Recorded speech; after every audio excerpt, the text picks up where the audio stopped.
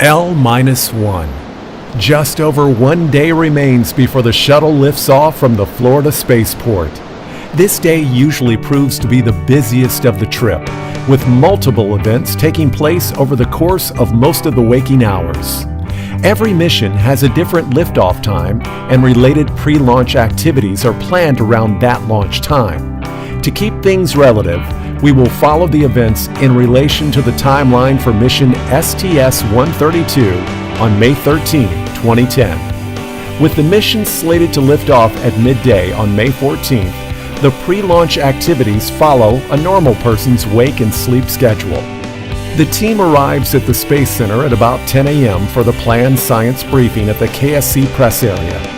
It is expected that the media will be briefed on the planned science work that will take place during the flight.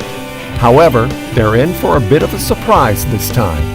As various media personnel prepare their work for upcoming articles and publications, word comes down that the planned 11 a.m. briefing has been canceled in favor of individual interviews of science personnel, as well as a tour of the Kennedy Space Center's Life Sciences Building, or LSB. Members of the press board the bus for the short ride to the LSB and arrive a few minutes later. Here they are given an up-close look at vehicle and mission hardware that is often ignored by the admiring public. From lockers and experiments that will fly aboard future shuttle missions to life support systems being prepared for use aboard the International Space Station, the media sees it all.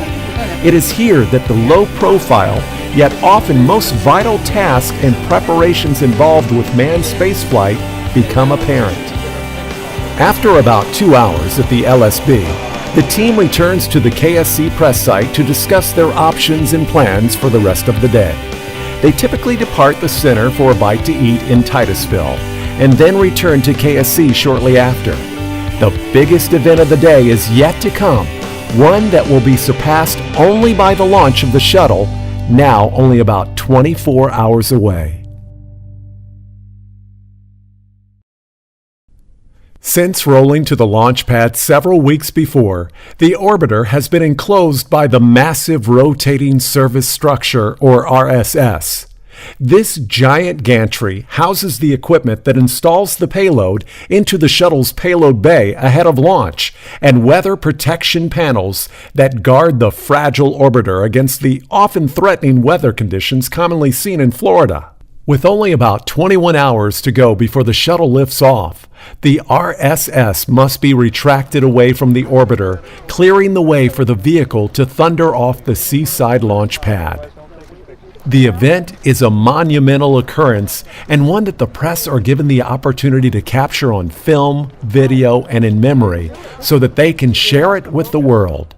About a half hour before the first scheduled motion of the gantry, the media goes through the same security procedures seen 3 days before. Bags and equipment are laid out next to the buses for examination by security teams, and K-9 units carefully check each bag prior to letting the teams on board the vehicles. With the all clear given, the teams climb aboard for the 5 to 10 minute ride to the launch pad, just a short 3 miles away. This is the closest any of them will get to the vehicle during the pre-launch press activities. The bus departs the KSC press area and passes the towering vehicle assembly building.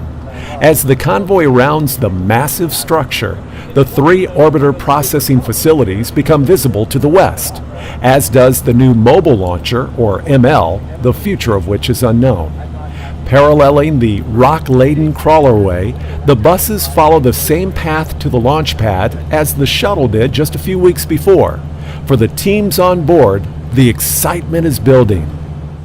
We take that turn out of the press side, and immediately the VAB takes up your entire window, depending on which side of the bus you're on, and you begin that short trek along the crawlerway out to the pad. So about halfway out, you come near the fork that takes you out to 39B or to 39A, and sitting near that fork is the massive crawler which carried this stack out to the pad just 3 or 4 weeks before. So that's you really feel like it's getting close. They're getting ready, but there are no words to describe how you feel whenever you make that last turn out to the launch pad and just all the trees are out of the way. It's just this perfect clearing right next to the pad, just a straight shot leading up to the pad surface. At last, the convoy makes one final turn in the road, and the massive structures of Launch Pad 39A, as well as the tops of the giant external tank and solid rocket boosters, appear outside the windows of the bus, towering over the Florida landscape. After being given information on the perimeters within which they can work, the teams depart the bus and take their places on the crawlerway in anticipation of seeing the orbiter for the first time in weeks and the final time before she takes flight.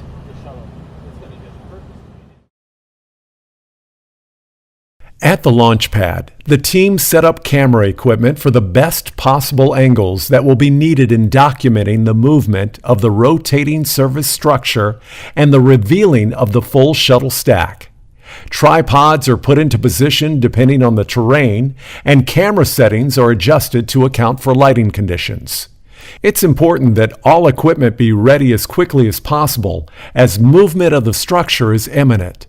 Not long after the teams are ready to capture the moment, the gantry begins to roll. Members of the media are quick to document every moment of the occasion, be it by photography, video, or both. Stationed approximately 500 yards from the launch pad, the extremely slow motion of the RSS is barely perceivable by the press. But over the course of several minutes, various elements of the shuttle stack come into view. Often the first to appear are the orbiter's tail and three main engines, showing up just below the bottom of the gantry. Once the RSS moves a safe distance from the structure of the orbiter, it accelerates and begins to reveal more and more of the vehicle at a quicker pace. During this time, it's important for the media to let their cameras run, stand back, and enjoy the majesty of the space shuttle right before their eyes.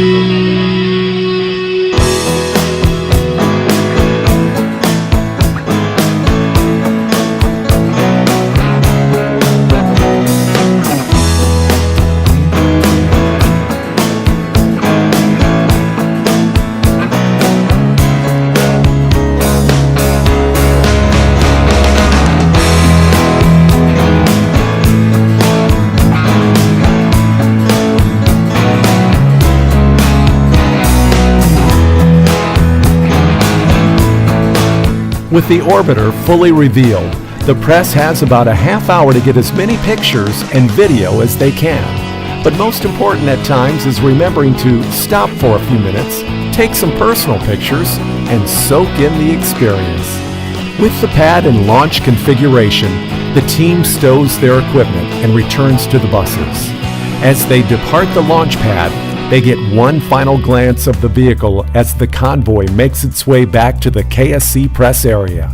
This is the final time they will see the orbiter before she clears the tower about 24 hours from now.